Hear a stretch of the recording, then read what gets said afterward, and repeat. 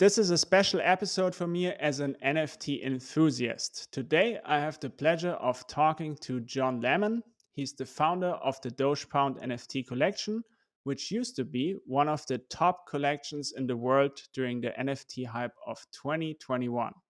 A lot has happened since then, and so I'm excited to capture a bit of NFT history from John's perspective, as well as looking in the future of the space.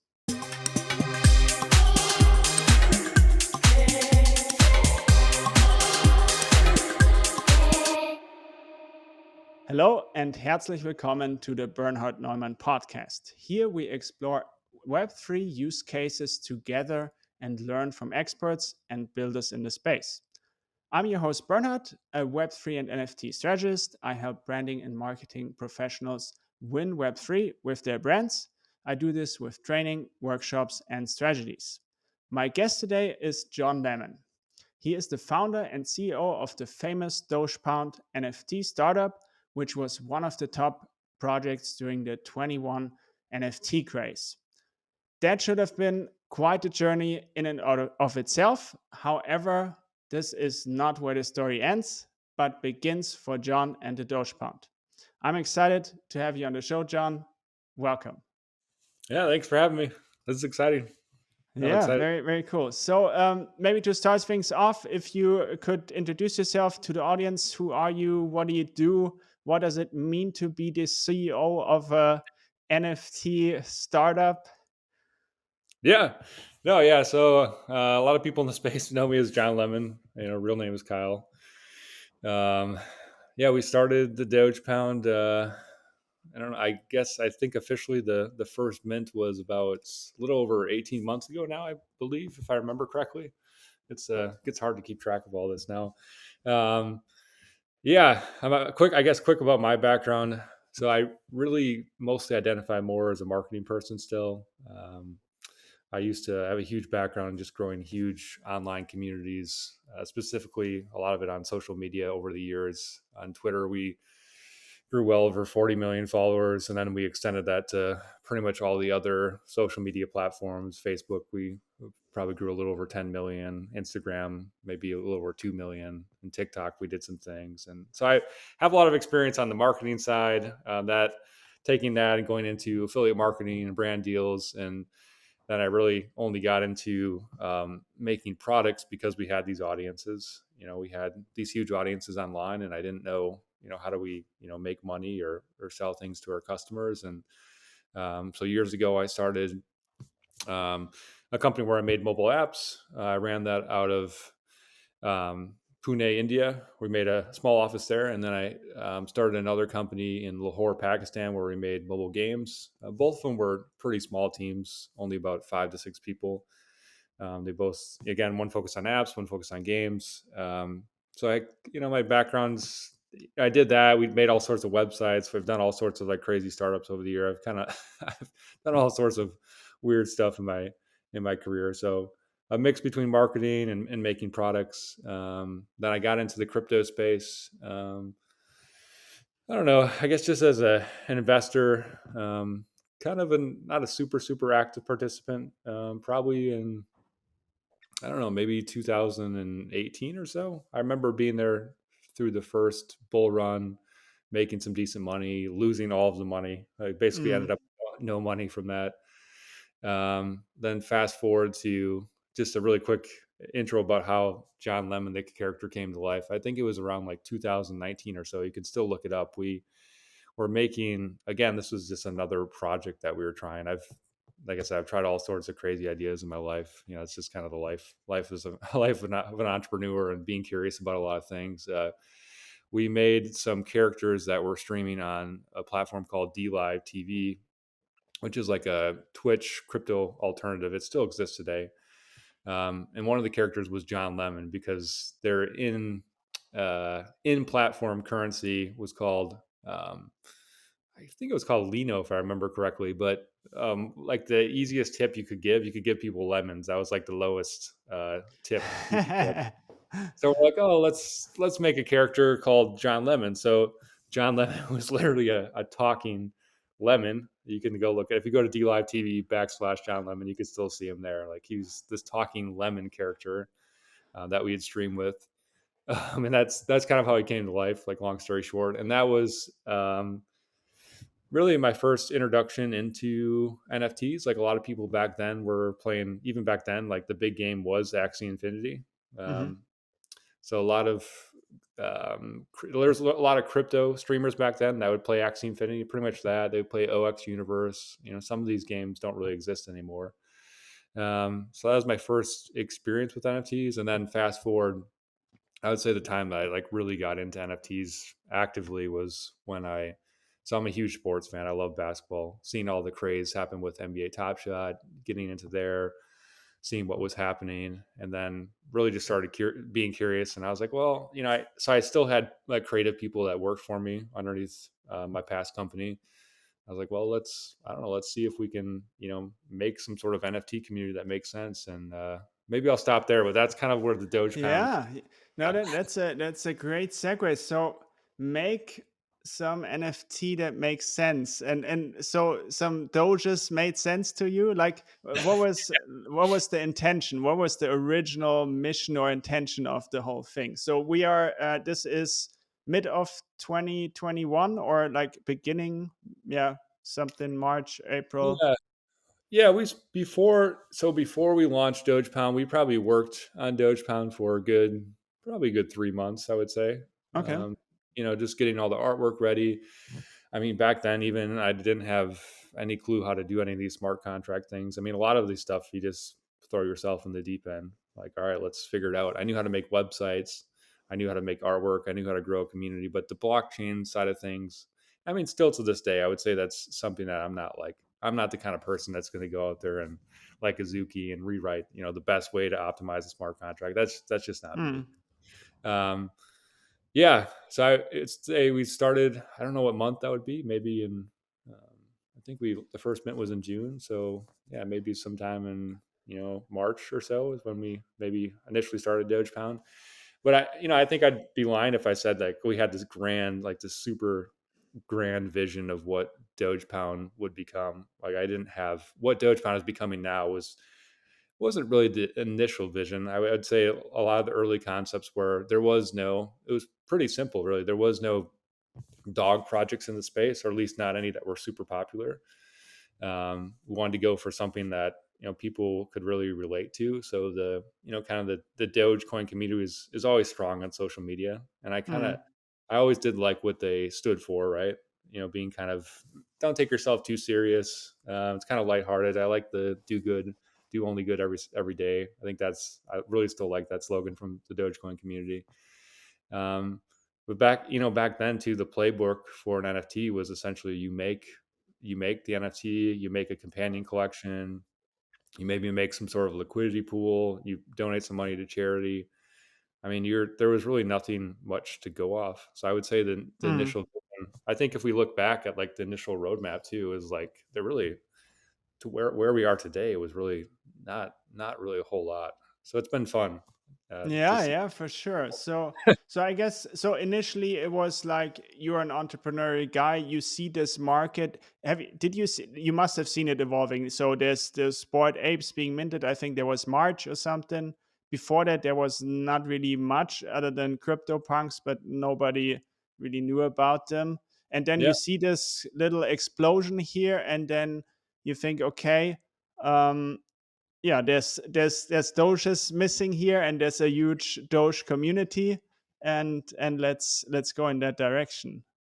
Yeah. Yeah, and we were never like super, super tied into the Doge community from the start, but it was just something like the artwork was relatable and fun. And, again, there was no dog. There was nothing that was like really centered around dogs. And I even know from the start, from my background of affiliate marketing and doing all these online communities, we're like, well, dog is the most beloved animal in the world. Why is no one doing dogs? And Hmm. even back then, it seemed like everyone was going after any sort of animal or The good uh, old yeah. So yeah. so if I may ask, so what was it like then? So let's fast forward a little bit. You bring out this NFT and it's a huge hit. Like this was considered a blue chip, even maybe, and it was top five grossing revenue things on OpenSea, and you're a star. Like you feel like Elon Musk here for a second. I don't know, like, but what was it like this thing hitting the market and then just taking off? Yeah, yeah, it was definitely, yeah, definitely we were in the right place at the right time. Had some things go the right way. Had some, big influencers get involved. That, yeah, it's funny. Like, even I don't think a lot of people realize, like, we didn't pay. We did some paid promo like after we launched, but there was no. It was all organic. Like, Doge Pound was pretty much 100% organic.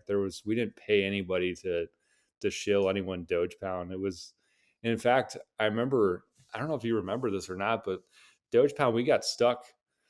We got stuck at our mint. I always forget, somewhere between like 35 to 40%. Doge Pound literally got stuck. Like, there's no sales coming in anymore. Like, everyone, how it is. Everyone starts to get anxious. They're like, oh my gosh, like, it's still kind of a thing today. Like, if your project doesn't sell out, there's kind of like this cloud over your project. Like, it can't be successful.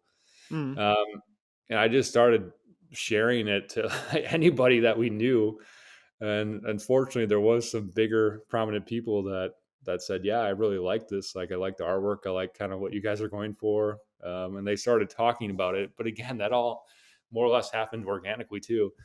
Um, and then it sold out really quick. And I remember also towards the end of our mint, our website actually broke as well. When there was like 85 to 90% left, the website completely broke, and people were just minting directly from the smart contract. And um, yeah, so that was, it was fun. I would say, I'm the kind of person that, it's kind of funny when people like meet me in like meetings and stuff like that. They always say, like, Kyle, we can't read you. I'm like pretty level headed. I don't really get too excited or too down. Um, so I don't think I ever really like let it get to my head too much. Honestly, even to this day, like, it's, I haven't even hardly pulled out any sort of money and taken it for myself. I'm really in this for for the long term.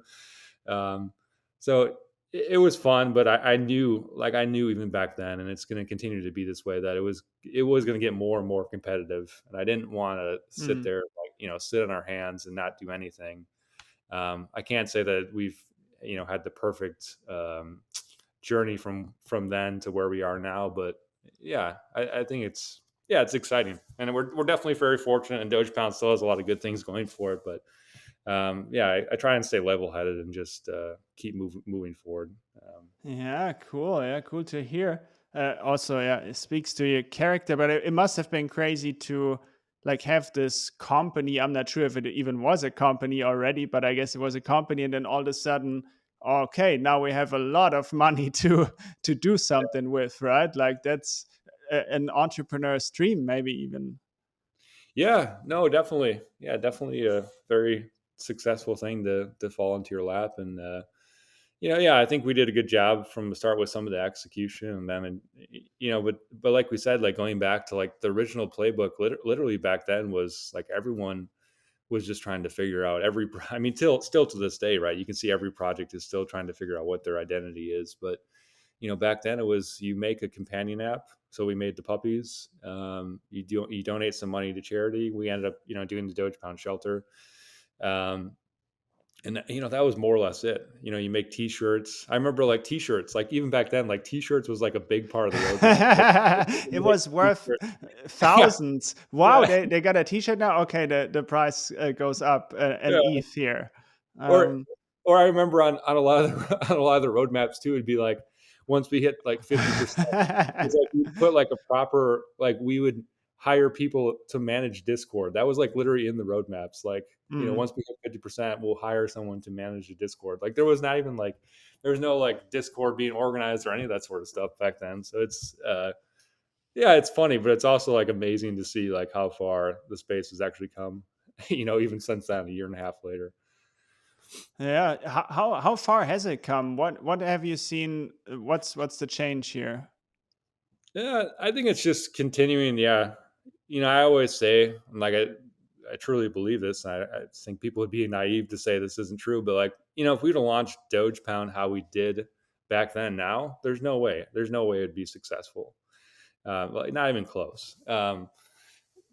So I think, the competition and the quality of things has definitely gone up. Every once in a while, you see these funny things where, it's just we're the degen in all of us. I think we're just investing in things that are kind of goofy, but I would say overall the quality has continued to rise a lot. It's obviously a lot more competitive than it ever was. Maybe slightly less when things are down. There's less people that want to participate and make things, but yeah, I think again, just like that simple statement of like this is what NFT projects did back then. It was like such a Mm. simple thing. Like it was mostly just the artwork, like who could make cool artwork and have a cool community. To what it is now, you got people making AAA games, you got people making full fledged products. You have to come to the market with a lot more on the table now, which I think is good. I think Yeah. overall it's really good for the space. So For sure. So, full disclaimer, by the way, for listeners, I have several Doge Pounds NFTs. I guess one has to say this. But what I would be interesting, what I liked about the journey, I'm a Doge Pound holder for a long time, diamond par here, everything going.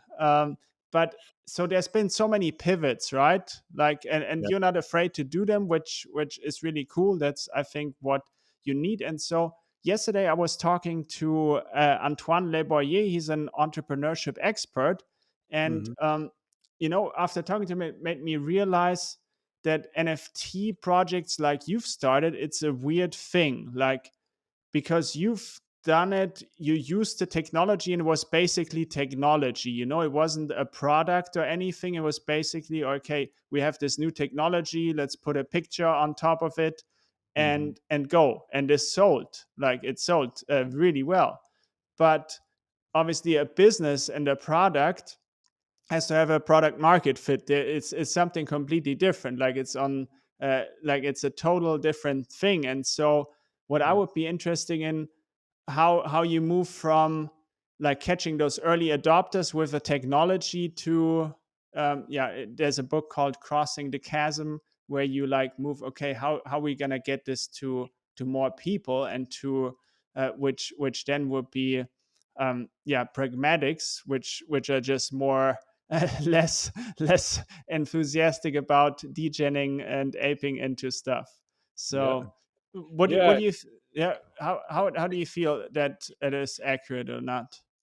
No, it is accurate, but it's also interesting. Like there, like Doge Pound kind of has its product market fit now to a certain extent within the Web3 community, right? Like people know what it's about for the most part. To a certain extent, if you're buying into the Doge Pound, you know what you're getting. You know the community. There's a little bit of a history there, right?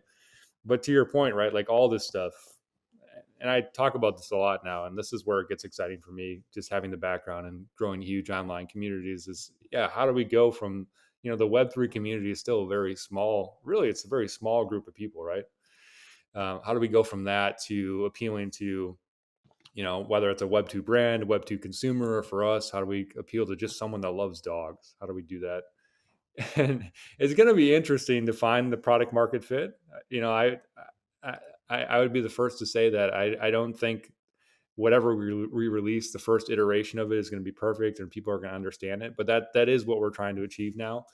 And it's a big focus for Doge Pound. How do we get from just being cool in Web3 to why would just a dog lover, somebody that knows nothing about let's say know nothing about NFTs, they know nothing about digital art, they know nothing about crypto, like why would they want to have a piece of Doge Pound IP or be involved in our ecosystem in some sort of way? And I don't know. I think it's exciting. I think all these NFT brands, for the most part, are going to have to kind of, like that, cross the chasm, appeal to a bigger audience. And I don't know if we want to go into that at all, but I think there's like some core concepts and things that we're going to have to do. I think that every NFT will have to do to be successful. And I think it only Let's becomes go into it. You're teasing me here. Let's do it.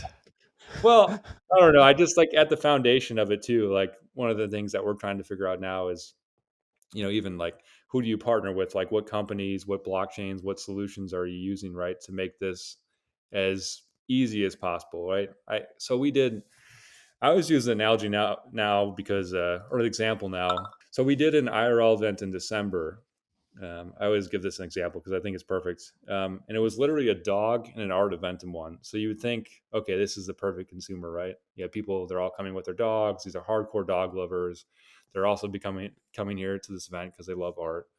Um, there was, I would say, 99% of the people at that event. There was, I can't remember the final numbers, at least 1,000 people or so that showed up. 99% of them still had no idea um, what an NFT was or what a digital collectible was. And it was you kind of know this in the back of your head, like, yeah, most people don't understand this. Even if you were to tell people in public what a Bored Ape Yacht Club is, most people still have no idea what it is. But it was an eye opener, like, okay, we really got to dumb this down. Is maybe that's not a, we really have to simplify it as much as possible so that Mm, anybody that wants to enter our ecosystem, like, they don't have to think about, somebody shouldn't have to think about minting an NFT. Like, most people don't even know what that is. Like, how to, like, minting something. They just need to be able to have access to whatever our next ecosystem that we build out.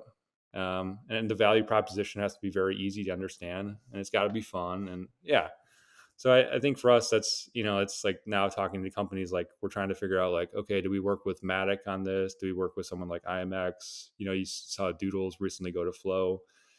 mm-hmm. um, at a very simple level, you even start there. Like, how do we make the user experience and the onboarding experience for someone as simple Yeah. and as easy as possible? Yeah, so maybe I'll Do stop there. Yeah, yeah. Do you have an answer to why someone would? So we are at this dog show, and so why would you bother getting a Doge Pound NFT? And that this speaks for every NFT. I'm not saying just the Doge Yeah. Pound here. Why No, would no. you bother? Yeah, no, it's a great question. Yeah.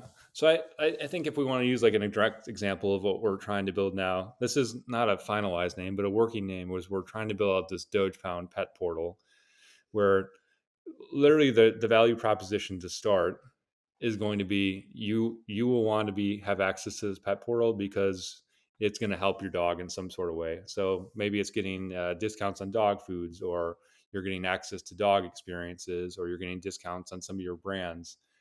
To start at the very lowest level, that's literally going to be it. It's going to be, that, and it'll be slightly fun.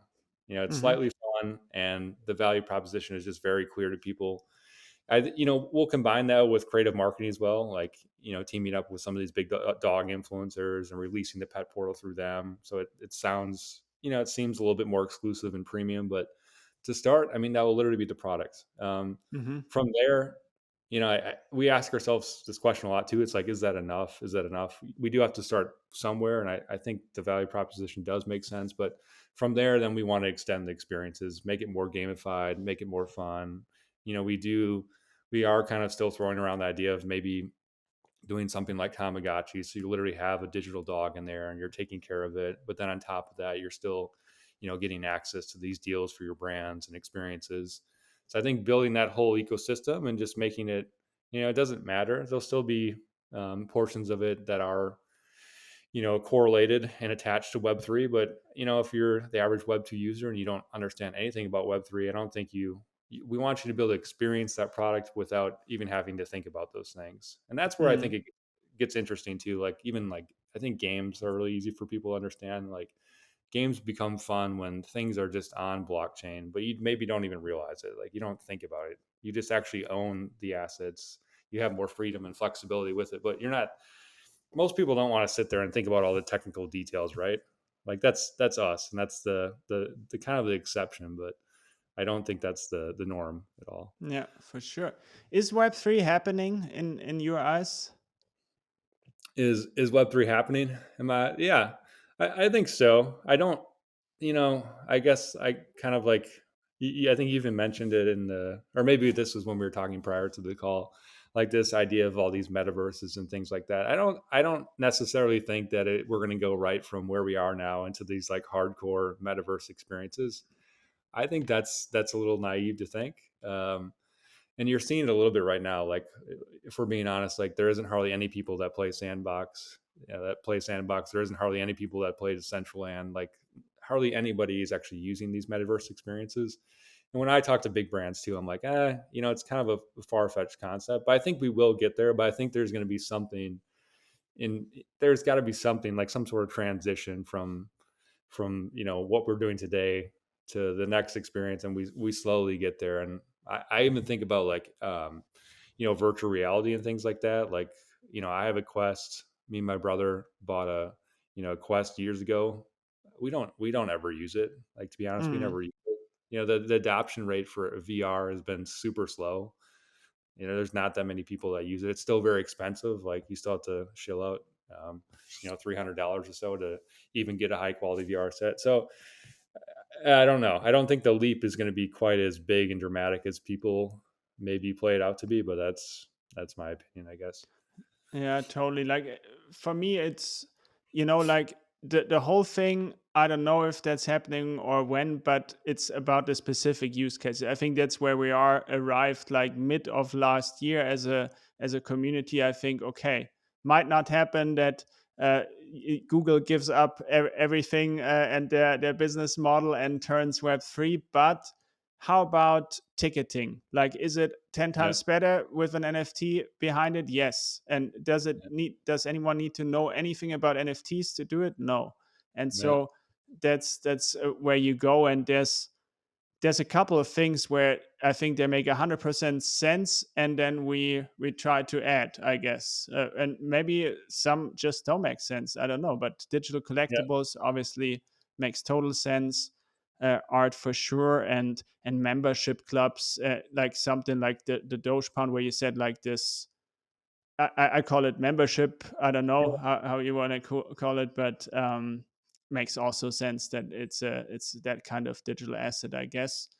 Um, and so yeah, that's interesting. So I heard you talk a lot about IP, and everyone always talks about IP. The magic word never made it to a buzzword. Maybe it has. I don't know. But what Yeah.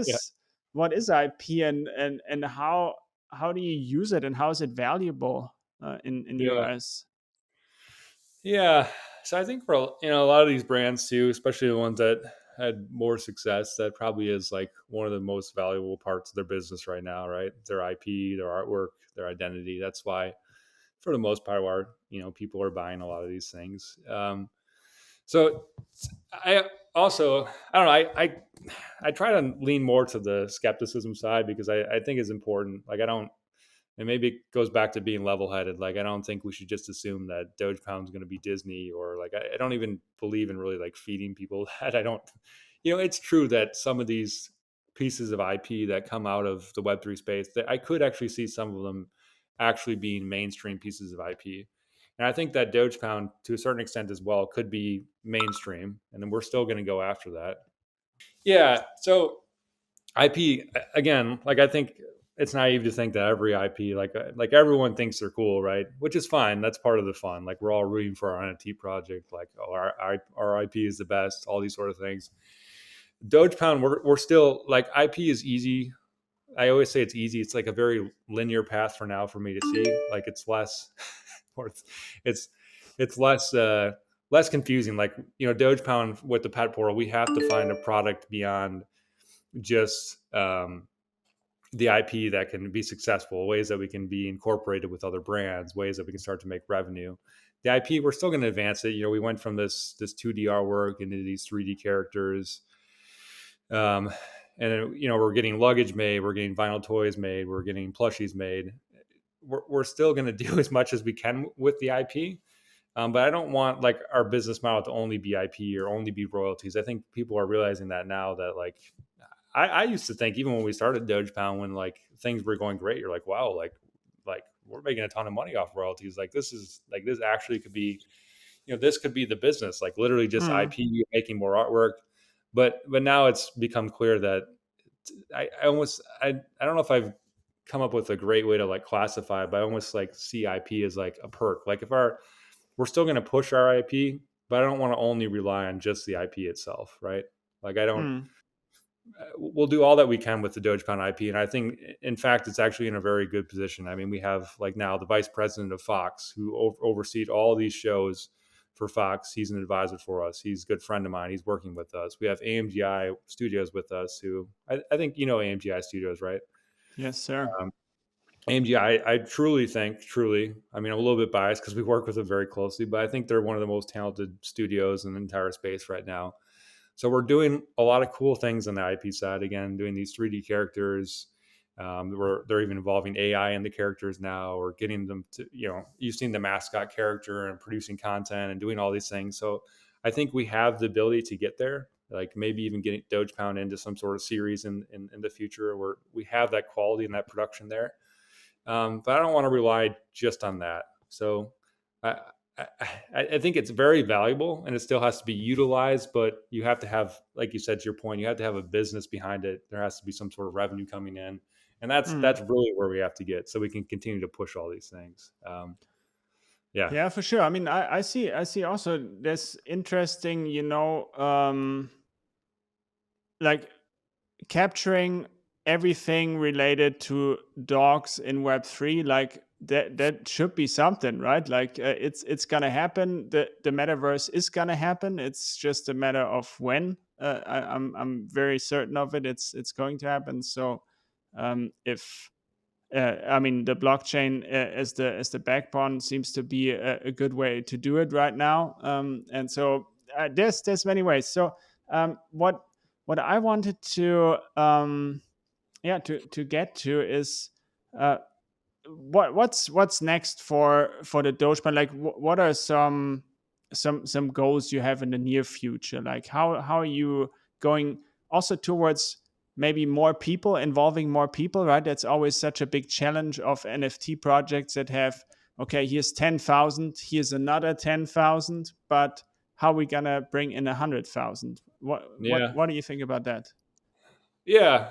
Well, I just want to say really quick too, like it is a challenge, right? Like how do you need to go from this initial audience to a bigger audience? But I still think it's very easy as long as you're communicating with your community, you're keeping them involved. Like anything you do, literally anything we work on at Doge Pound, there should be no reason why we can't have some sort of bigger incentive for the people that were originally here. There can always be that baked into anything we make. So I think no matter what, I mean, this is any NFT project should be conscious of that. There should be no reason why you're not always trying to add anything you're building, why you're not trying to build something on top of that that helps your original people the most. Like if you're not doing that, to me, that just seems kind of obnoxious. I don't know why you wouldn't do that. Man, I really wish I could turn off these messages. But beyond that though, so like to your point, we are one of the biggest goals that I want to accomplish this year, and I really think that we can do it. Is how do we onboard the next? We have, I don't know how many unique holders we have right now. We probably have, between all the collections, I don't have the exact number. Maybe around like 8,000, 9,000 people, somewhere around there. Like in the original Hmm. collection, there's around 5,400 unique holders. So how do we get, let's say, the next 90,000 unique holders? Um, I think we can really do that. So we'll roll out like the pet portal, for example. It's going to have to be a new open collection that we make. As of now, I think it's just too messy. If we could somehow add it to the original collection, but have them kind of be like segmented, I think it would make a lot of sense. But the way that it's set up right now, there isn't really any way to do that. I would love if we could, because then you still have that validation there. Like, okay, you have these OGs, and then you have. But I think it's just too confusing the way that people perceive collections Hmm. and how it works. So it's most likely going to be a new collection. I don't see any way around it right now. Um, then we'll first roll out to our community, the pet portal, and then we'll go for other Web3 communities, give them access to this pet portal. And then finally, we'll go out to um, Web2 brands and Web2, like even like some of these dog influencers, we're going to be working with some of those, which I think is going to be fun. It's kind of funny. Hmm. We'll be working with a famous dog, which is kind of cool. Um, yeah. So I don't know if you want me to go into the weeds. I know that doesn't necessarily go into No, like I detail. mean, yeah, you don't need the roadmap, but like, so what is the plan for a project? Like, I never got this because you are in danger of diluting, right? Or it feels like, at least as a holder, like, oh yeah, now we're bringing in 80,000 more. Am I going to be diluted? Like, maybe there's no way around it, but what are you've thought about this, probably a big deal. What are the options to bring in people? Like, give it different tiers and hope for the best, or Yeah. No, I think it's very simple. Most people, I think after people hear the vision, they understand like, oh, we're not really going to be diluted, because it's not really about that. We don't go into this and say like, yeah, like how always again we start with, how do you make some sort of funnel, so the value, I always see it as like a Mm-hmm. funnel. The value always starts from the top and it flows into, or vice versa, right? The value is always going to be the most for the OGs, the original holders. And then as you onboard more of these people, they're going to have, less and less perks, less and less exclusive things. But we, in theory, and there's no reason why it shouldn't work this way, really. But you're building out an ecosystem where you have more eyeballs on the Doge Pound, you have more people interacting with the Doge Pound, you have more holders, and only at the top, if you want to get the most premium things, that's only where you have to buy the OGs. So it will. I think people just aren't used to it because they don't see it yet. But I think every project will have to go through this, where you need to onboard these different. It's almost like these different levels of people. You have right Mm-hmm. now we have very hardcore people. Like we're all very hardcore. We're all very invested in the project. But then you're gonna have people that just have it, maybe even for free, because they just like the artwork and they think it's fun, or they want to get deals for the dog, but they don't really care about those other things. And then so it's just about building out this funnel is kind of how the way that I see it. These funnels of different people, there's going to be different, different use cases, going to be different reasons why people use it or interact with Doge Pound in our ecosystem, but you always have the most value at the top. And again, I think as long as you're conscious of it and you're actually thinking about your community, there's no reason why. And in fact, there shouldn't be any sort of dilution. It should be helping your brand along the way the Mm-hmm. whole entire time. So Love it. Yeah, that's yeah, actually for the first time I ever, like, it makes sense. Like, it just let me think of, different tiers when you buy a SaaS product. Like, obviously there's free, there's freemium, like there's free, then there's pro, and there's platinum or whatever. Like, makes sense. As long as it's nice enough to be platinum, there's no problem here. yeah. And you have to think about, like, even like a sales lead too. Like, all these products, we can't. It's like we don't want to. There's going to be tons of people that, the Doge Pound has come down a lot, but it's still expensive for a lot of people. Like, for someone to spend, $400 or $500 on NFT, it's still a lot of money for a lot of people. You got to find ways that you can get people into your ecosystem and loving it. Like, even if you think about, I don't know, let's just throwing something off the top of my head. Like, even if you love Mickey Mouse, you have people that love it at different levels, right? You have hardcore collectibles, you have people that just love watching the shows, you have people that, maybe have something more simplistic. Maybe they even have like a Disney sticker. I mean, I don't know if this is the best analogy, but you got to have ways that you can get people in at these different levels, and get them in there and let them fall in love with Doge Pound, and let them progress through these levels, so to speak. And that's what can actually cause value for the whole ecosystem. I don't, if it just exists how it is today with all these NFT projects, where like it's only like you just buy the super expensive thing, it might work, but I think for brands, especially like this, if you want to go back to like IP heavy brands, there has to be ways that you can onboard the masses, or I just don't think you don't win. Bored Ape Yacht Club, I don't think they're going to stick around forever. It's still probably always going to be very exclusive and premium. But I think Mm. even them, maybe I'll be wrong, but they're even building out products now where they can slowly onboard people in at different levels, with whether people realize it or not, right? They're building out all these things. Each time they drop something new, it's another way for another unique holder to get in and have access to the ecosystem. And yeah, I think everyone to some regard is going to have to do it. Just a matter of, we'll see who does what. I think, not to go on a big long rant, but I think one company that I've seen, like even like the Doodles recently, I think that's going to be a really interesting example, because I think they really understand that. Like they really understand, like, okay, if we really want the IP to be used and really valuable, let's, what are things we can do to like really reach mainstream consumers. So yeah, I don't know, it's going to be interesting. Yeah, totally. So maybe a couple more questions. I want to be considerate of your time. Yeah, Um, no but problem. so Web 2 brands.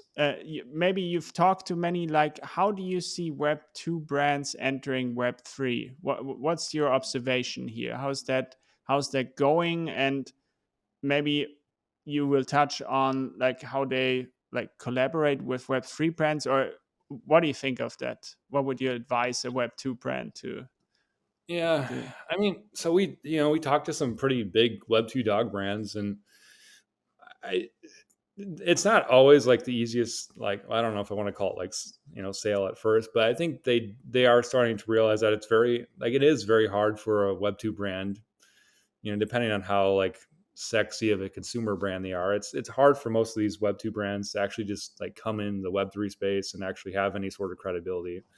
I think that Web3 is very like, it is like this very like grassroots approach, and you do have to like own your street cred, so to speak. And you're seeing, like, you've seen a lot of these brands try and enter, and people just don't care, right? It doesn't, they don't care if you're such and such brand.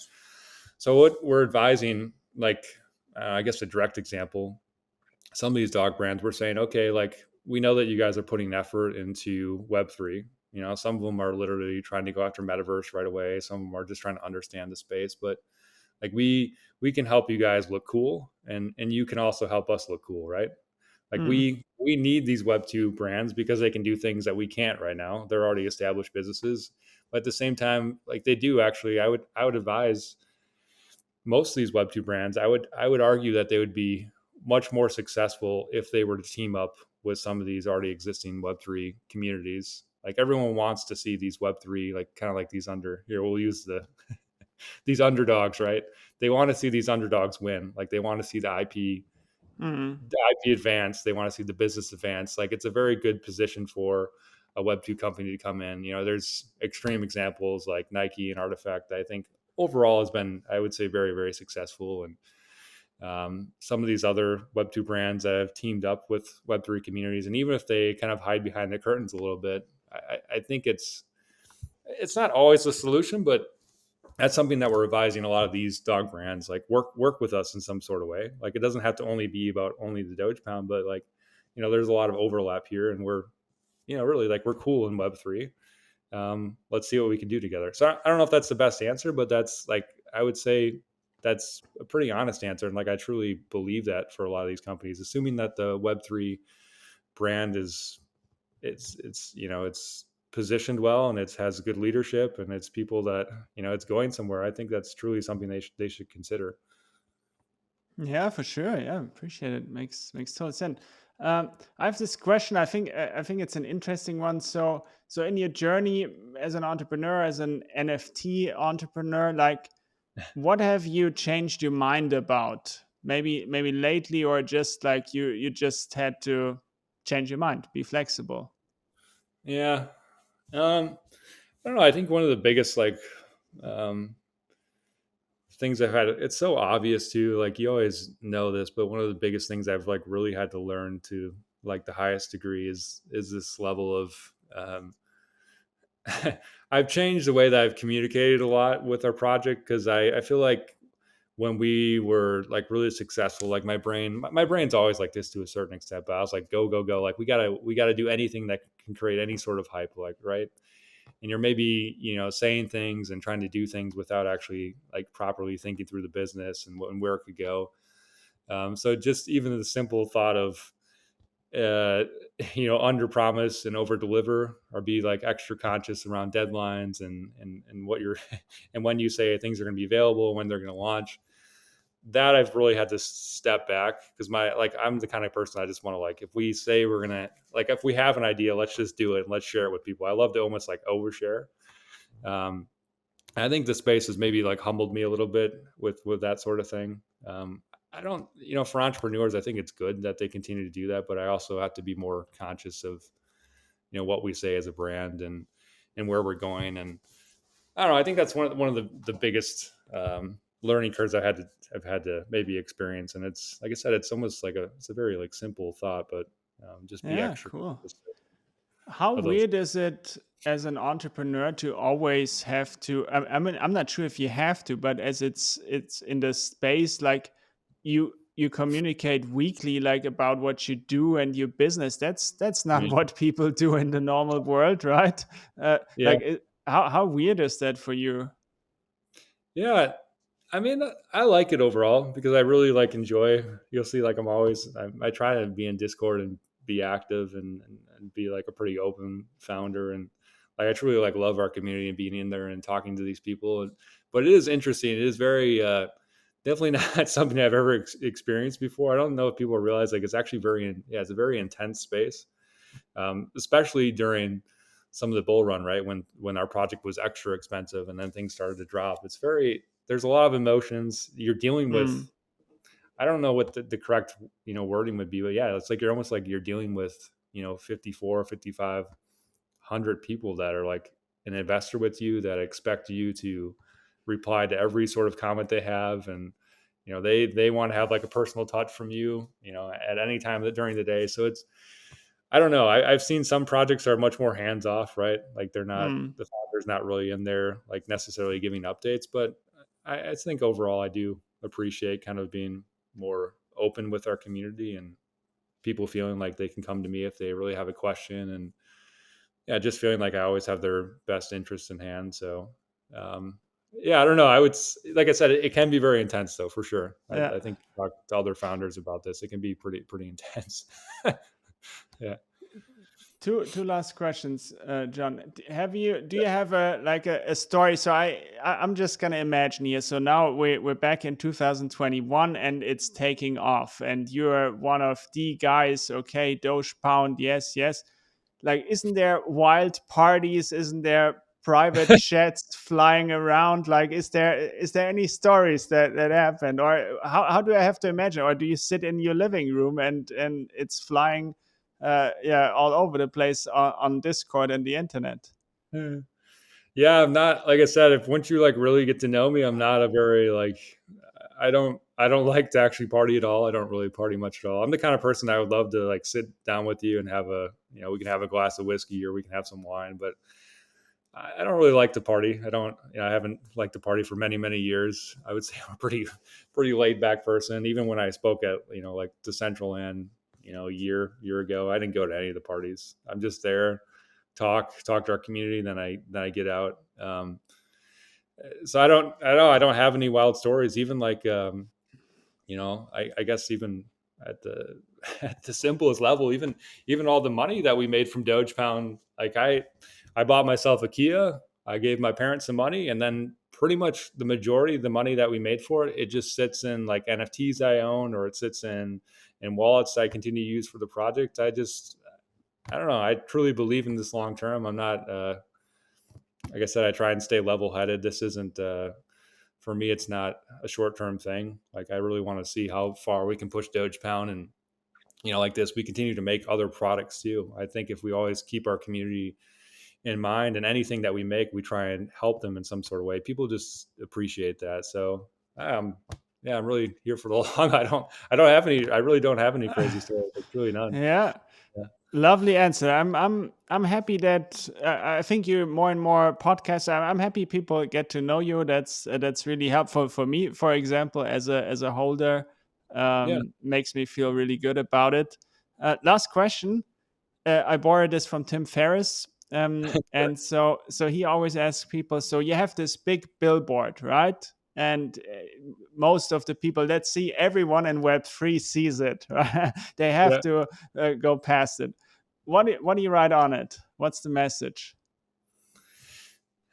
Oh man, that's a good question. So what do I write on the Doge Pound board? I don't know if I'd know the exact copy, but I want the board to reflect some sort of brand that like truly cares. And like, we still have this philanthropic side of Doge Pound. I know we didn't really touch on that too much, but I want, that's an important part of the brand going forward too, like to show that we're beyond just the brand and the IP. We also have this awesome community that does care about dogs, and we want to help people. So yeah, I think I'd want the board to reflect that in some sort of way. Like, it's a dog friendly brand, but we also want to help. We also want to help dogs along the way. And that part's exciting too. I know we didn't really get into that, but that's a big part of Doge Pound, I think, long term as well. Continue to push that as far as we can. Yeah, feels really good. Yeah, thanks for the work. I also love dogs. That's not why I got into the Doge Pound, but that's Yeah. maybe why I stay. Like, or something like that. But really really cool. And so yeah, people can find you on Twitter the best way, or how's that happening? Yeah, I think mostly just Twitter. I'm trying to be slightly more active on my personal account. Sometimes it gets hard, but yeah, just John at John Lemon and then NFT at the end, John Lemon NFT. Or you can also obviously follow the Doge Pound at the Doge Pound NFT. And then if you want to, I always encourage people, if you really want to be more active or see like, the most internal discussions, I would say Discord is still probably the most um, open platform where there's a lot of people talking, where we communicate more. It's a little bit more personal, I would say, than Twitter. Yeah. Awesome. John, thank you so much for the time. Thanks for coming on the show, Yeah. Thank and you. excited for everything that comes with for the Doge Pound. Yeah. Thank you as well. And we'll go golfing sometime. You can kick my butt. Yes, it's happening.